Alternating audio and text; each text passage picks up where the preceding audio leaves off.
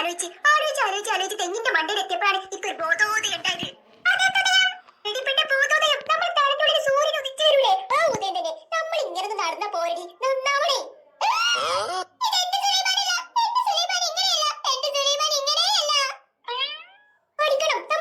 നടക്കാൻ പാടില്ല. പഠിച്ചാൽ എന്തെങ്കിലും നേടാൻ പറ്റുള്ളൂ. നമ്മൾ പഠിച്ച് പഠിച്ച് പഠിച്ച് 10ാം ക്ലാസ് പാസ്സാവണം. 10ാം ക്ലാസ് പാസ്സായിട്ട് +2 പാസ്സാവണം. എന്നിട്ട് നമ്മൾ കോളേജ് പാസ്സാവണം. എന്നിട്ട് നമ്മൾ നല്ലൊരു പണി കണ്ടുപിടിക്കണം. ഇനിയാണ് ഇങ്ങോട്ട് പോയി പണി ആയാലേ നാട്ടുകാരും വീട്ടിൽ നമുക്ക് പെണ്ണിടിച്ചിട്ടുള്ളൂ. അങ്ങനെ പെണ്ണും കെട്ടി കുട്ടികളായി വലിയ വീടും വെച്ച് കാറ് വാങ്ങി ജീവിക്കണം. അതിന് നമ്മൾ ആദ്യം എന്ത് ചെയ്യണം? നന്നായിട്ട് പഠിക്കണം. ഇപ്പൊ എനിക്കൊരു മോട്ടിവേഷൻ ആയില്ലേ, ഇത് പഠിച്ചൂടെ? അപ്പൊ നമ്മൾ പെണ്ണ് കെട്ടാനാണ് ഇത്രയും കഷ്ടപ്പെട്ട് പഠിക്കണേ. അപ്പൊ ഇത്രയും നേരം മോട്ടിവേഷൻ കൊടുത്ത് ഞാൻ അറിയാം സഫിയ. എടി പെണ്ണെ, പഠിച്ചാലേ നമുക്ക് പണി കിട്ടൂ, പണി കിട്ടിയാലേ നമുക്ക് പെണ്ണ് കിട്ടൂ. Very simple. എടാ സുലൈമാനെ, എല്ലാരും പാട്ടല്ലോ. സിനിമ പഠിക്കണം, പണി വാങ്ങണം, പെണ്ണ് കെട്ടണം. അപ്പൊ പാടില്ലേ പ്രശ്നക്കാരൻ? എടാ ആ പ്രശ്നത്തിലൊരു പാ.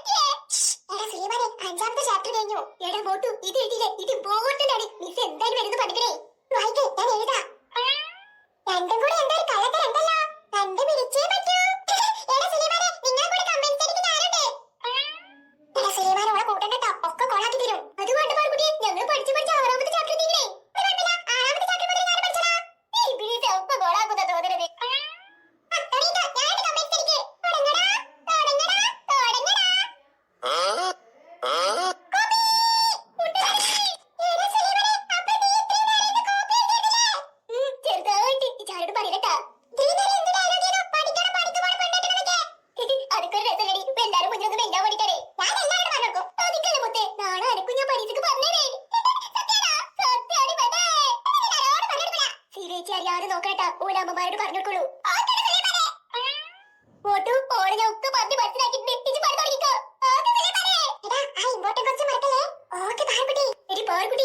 എന്റെ കോപ്പി എന്റെ കൊമ്പ് മുടിയുടെ ഉള്ളിൽ വെക്കണട്ടാ.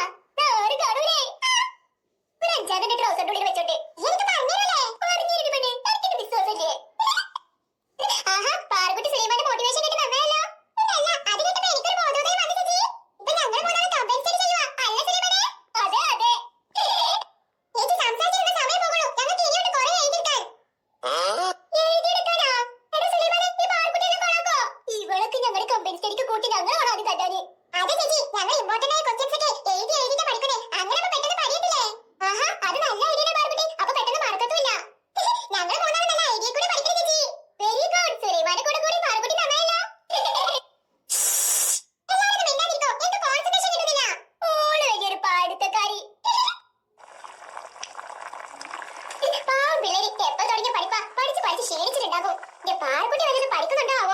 എവിടുന്ന് പഠിക്കാൻ ബുക്കെടുത്ത് കൂട്ടം തിരിച്ച് ഉറങ്ങുന്ന പെണ്ണാ.